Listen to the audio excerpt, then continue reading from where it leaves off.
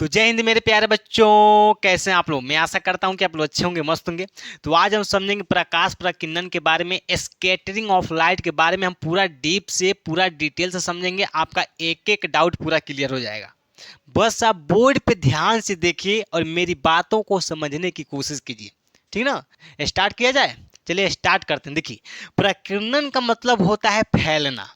प्रकीर्णन यानी स्कैटरिंग का मतलब होता है फैलना, बिखेरना, जिसको भोजपुरी में छितरना बोलते हैं। क्या बोलते हैं? छितरना, ठीक ना। प्रकीर्णन का मतलब क्या होता है? फैलना, बिखेरना। देखिए, जो हमारा वायुमंडल होता है, वायुमंडल, वायुमंडल में छोटे छोटे कण पाए जाते हैं, एकदम अति सूक्ष्म। क्या बोलते हैं? छोटे छोटे, एकदम में ही, जिसको भोजपुरी में क्या बोलते हैं? एकदम में ही कण पाए जाते हैं, जिसको हम अति सूक्ष्म बोलते हैं। जैसे धुआं। धुआं आप देखे होंगे, जब आग जलाते हैं, आग नहीं सही से जलता है तो धुआं उठने लगता है। और धुआं उठ करके कहाँ जाता है? तो वायुमंडल में फैल जाता है, फैल जाता है। तो धुआं का भी जो छोटे छोटे जो कण होते हैं, जैसे धूल कण के छोटे छोटे कण होते हैं, वह कहाँ उड़ करके जाते हैं? तो वायुमंडल में जाते हैं। कहाँ जाते हैं? वायुमंडल में जाते हैं। जो हमारा हवा है, ये जो हमारा अगल बगल आसपास वायु है, हवा है, तो हवा का भी छोटे छोटे कण होते हैं, यानी अणु होते हैं। तो कहाँ है? तो वायुमंडल में है। देखिए, तो जब प्रकाश की किरणें जब वायुमंडल से होकर के जाती हैं, यानी वायुमंडल में जाता है, प्रवेश करता है, तो जो जो धूल कण के छोटे छोटे कण होते हैं, उन्हीं कणों से टकरा करके सभी दिशाओं में फैल जाता है, यानी चारों तरफ फैल जाता है। तो छोटे छोटे कणों से टकरा करके फैलने की घटना को हम क्या बोलते हैं? प्रकाश का प्रकीर्णन बोलते हैं, स्कैटरिंग ऑफ लाइट बोलते हैं।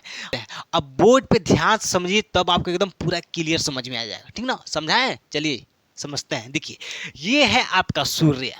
क्या है? सन है। क्या है? सूर्य। हम आपको समझाने के लिए केवल हम बता रहे हैं, आपको बोर्ड पे एकदम क्लियर समझ में आ जाएगा, ठीक ना। ऐसा हो ही नहीं सकता है कि हम समझा दें आपको समझ में ना आए, असंभव है। क्या है? असंभव, ठीक ना। बस आप बोर्ड पे ध्यान समझिए। ये क्या है? आपका सन यानी सूर्य है। ये क्या है? सूर्य है। क्या है? सूर्य है। और ये है आपका वायुमंडल। देखिए, यहाँ से यहाँ तक जो हम डब्बा बनाए हैं, ये मान के चलिए, सपोज दैट, मान लीजिए वायुमंडल है। क्या है? वायुमंडल। ये क्या है? आपका वायुमंडल है।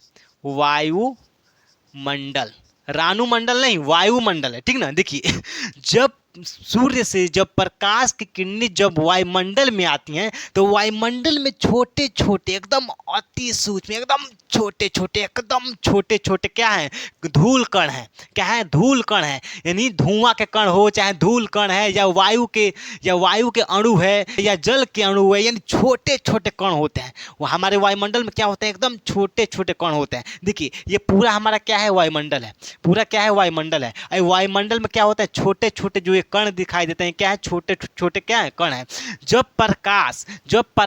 सूर्य से जब प्रकाश निकलता है, जब सूर्य से प्रकाश निकलता है, प्रकाश की किरणें निकलती हैं, तो जब वायुमंडल में जाती हैं, कहाँ जाती हैं? वायुमंडल में। देखिए, जब वायुमंडल में जाती हैं, तो इन्हीं कणों से टकरा करके चारों दिशा में, सभी दिशाओं में फैल जाती हैं।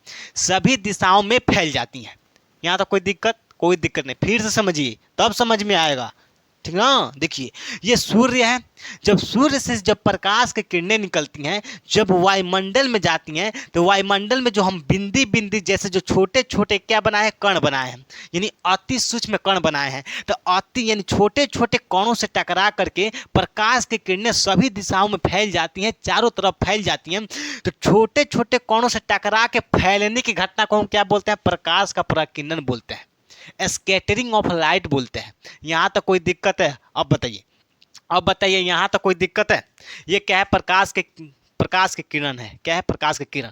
जब सूर्य से प्रकाश की किरणें निकलती हैं, जब वायुमंडल में जाती हैं, तो छोटे छोटे कणों से टकरा करके चारों तरफ छिटा जाता है, चारों तरफ पसर जाता है, छिटा जाता है, फैल जाता है, सभी दिशाओं में फैल जाता है। तो इसी घटना को हम बोलते हैं प्रकाश का प्रकीर्णन। यहाँ तक कोई दिक्कत कहाँ कुछ है जी? एकदम आसान है, वेरी इजी, बहुत आसान है। सूर्य से प्रकाश का किरण निकल गया, वायुमंडल में जब प्रवेश करता है, तो छोटे छोटे कणों से टकरा करके सभी दिशाओं में फैल जाता है। तो इसी घटना को हम बोलते हैं प्रकाश का प्रकीर्णन बोलते हैं, स्कैटरिंग ऑफ लाइट बोलते हैं। यहाँ तो कोई दिक्कत नहीं। देखिए, अब आप बताइए कि जो सूर्य का जो प्रकाश होता है, उसमें तो 7 रंग होता है। कितना रंग होता है? 7 रंग होता है। लेकिन सबसे ज्यादा किस रंग का प्रकीर्णन होता है? सबसे ज्यादा किस रंग का प्रकीर्णन होता है? तो सबसे ज्यादा प्रकीर्णन होता है नीला। किसका? नीला और बैगनी। नीला और बैगनी रंग का प्रकीर्णन होता है। सबसे अधिक किस रंग का प्रकीर्णन होता है, यानी सबसे ज्यादा कौन सा रंग फैलता है, यानी वायुमंडल के छोटे छोटे कणों से टकरा करके सबसे ज्यादा कौन सा रंग फैलता है? तो नीला रंग फैलता है और बैगनी रंग फैलता है। नीला रंग फैलता है और बैगनी बैगनी रंग ज्यादा फैलता है। यहाँ तो कोई दिक्कत है? अब आप सोचेंगे, आप कभी सोचे हैं कि जो हमारा आकाश होता है वो नीला ही क्यों दिखाई देता है? आसमान नीला ही क्यों दिखाई देता है? कभी विचार किए हैं? कभी सोचे हैं कि हमारा आसमान कैसे नीला दिखाई देता है? यही नीला और बैगनी के वजह से, इसी प्रकाश प्रकीर्णन के वजह से। तो सबसे अधिक का प्रकीर्णन किस रंग का होता है? नीला रंग का होता है और बैगनी रंग का होता है। इसलिए जो नीला रंग होता है चारों तरफ फैल जाता है और बैगनी कलर भी चारों तरफ फैल जाता है। इसलिए जब हम पृथ्वी से, जब हम आसमान में देखते हैं तो हमारा आकाश एकदम नीला नीला दिखाई देता है, एकदम नीला नीला दिखाई देता है। ठीक है, तो किसके कारण? प्रकाश प्रकीर्णन के कारण। तो सबसे ज्यादा किस रंग का होता है? तो नीला और बैगनी रंग का होता है। नीला रंग, नीला और बैगनी रंग का होता है, इसलिए आकाश नीला दिखाई देता है। आप देखेंगे बड़े बड़े समुद्र भी हमको नीला दिखाई देते हैं। तो किसके कारण? प्रकाश प्रकीर्णन के कारण। यहाँ तक कोई दिक्कत है? यहाँ तक कोई दिक्कत है तो बताइए। और सबसे कम लाल रंग का प्रकीर्णन सबसे कम होता है। लाल रंग का प्रकीर्णन स्कैटरिंग, यानी सबसे कम कौन सा रंग फैलता है? देखिए, प्रकीर्णन का मतलब होता है फैलना। सबसे ज्यादा कौन सा रंग फैलता है? तो नीला रंग फैलता है, बैगनी रंग फैलता है। जब प्रकाश की किरणें जब कणों से टकराती है, छोटी छोटी कणों से, तो सबसे ज्यादा कौन सा रंग फैलता है? नीला रंग फैलता है और बैगनी रंग फैलता है। और सबसे कम कौन सा रंग फैलता है? तो लाल रंग फैलता है। यानी सबसे कम प्रकीर्णन किस रंग की होती है? तो लाल रंग की होती है। किस रंग की होती है? लाल रंग की होती है। और सबसे ज्यादा प्रकीर्णन किस रंग की होती है? तो नीला और बैगनी रंग होती है। यहाँ तक कोई दिक्कत है? यहाँ तक कोई दिक्कत है? कोई दिक्कत नहीं है। देखिए, जो जो हमारा लाल रंग होता है ना, इसका तरंगदैर्घ्य बहुत सबसे अधिक होता है, तरंगदैर्घ्य सबसे ज़्यादा होता है। इसलिए खतरे की निशानी में लाल रंग ही दिखाई जाता है। जैसे रेलगाड़ी जो स्टेशन पर देखे होंगे, वहाँ पे लाल झंडी ही दिखाई जाता है ट्रेन को रोकने के लिए। क्यों? क्योंकि इसका जो तरंगदैर्घ्य होता है सबसे अधिक होता है। लाल रंग दूर से ही दिख जाता है, लाल रंग दूर से ही हमको दिखाई देता है, एकदम दूर से ही हमको दिखाई देने लगता है। ठीक ना? आप देखे होंगे जितने भी टू व्हीलर फोर व्हीलर का जो बैक लाइट जो लगा होता है, जो ब्रेक को जब हम दाबते हैं ऐसे, जब ब्रेक को हम ऐसे दबाते हैं तो बैक लाइट हमारा क्या होता है? रेड कलर का होता है। वो रेड जलता है। कैसे जलता है? रेड जलता है। आप देखे होंगे बाइक में भी वैसे ही होता है, फोर व्हीलर में भी वैसा होता है। ठीक ना? व्हीलर यानी जितनी भी गाड़ियां होती हैं सब में जो बैकलाइट होता है वो रेड कलर का ही बनाया जाता है। ये क्या होता है? खतरे की निशानी यानी सिग्नल होता है। यहाँ तो कोई दिक्कत है? क्योंकि लाल रंग का तरंगदैर्घ्य सबसे ज्यादा होती है और प्रकाश प्रकीर्णन सबसे कम होती है। यानी प्रकाश यानी प्रकीर्णन सबसे कम, यानी कम फैलता है और तरंगदैर्घ्य ज्यादा यानी दूर तक दिखाई देता है। इसलिए आप देखेंगे दूर से ही लाल रंग दिखाई देता है। ओए ओए ओए, वहां है लाल रंग, वहां दिखाई दे रहा है। आदमी ऐसे देखता है। ठीक ना? तो लाल रंग का प्रकाश का यानी प्रकीर्णन कम होती है, तरंगदैर्घ्य ज्यादा होती है। यहाँ तक कोई दिक्कत है? कोई दिक्कत नहीं। देखिए, एक पॉइंट छूट गया है बीच में। देखिए, जो चंद्रमा होता है ना, अगर हम चांद से आकाश को, यानी चांद से अगर हम आकाश को देखते हैं तो आकाश काला दिखाई देता है। कैसे दिखाई देता है? काला दिखाई देता है। क्योंकि चंद्रमा पे वायुमंडल नहीं पाया जाता है, चांद पे वायुमंडल नहीं है, पृथ्वी पे वायुमंडल है।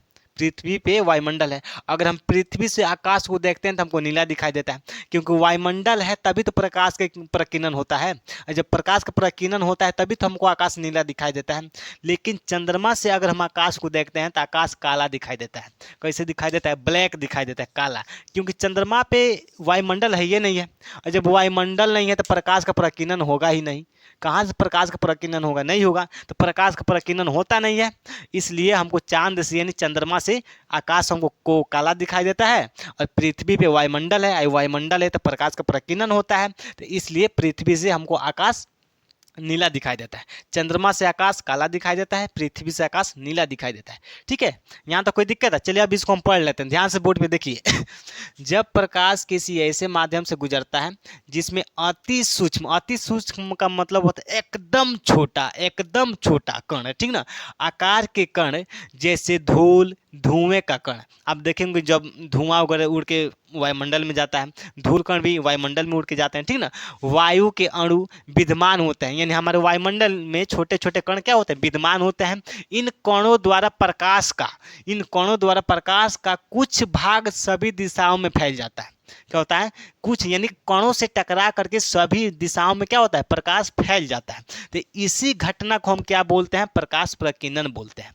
क्या बोलते हैं, प्रकाश प्रकीर्णन बोलते हैं। जैसे आकाश का नीला दिखाई देना, समुद्र का नीला दिखाई देना। यहाँ तक कोई दिक्कत है, प्रकाश प्रकीर्णन में कोई दिक्कत है जी? कोई दिक्कत नहीं है। तो मैं आशा करता हूँ कि आपको पूरा अच्छे से समझ में आ गया होगा, आपको कोई दिक्कत नहीं होगा, ठीक है। तो चलिए सभी लोगों को दिल से जय हिंद, धन्यवाद।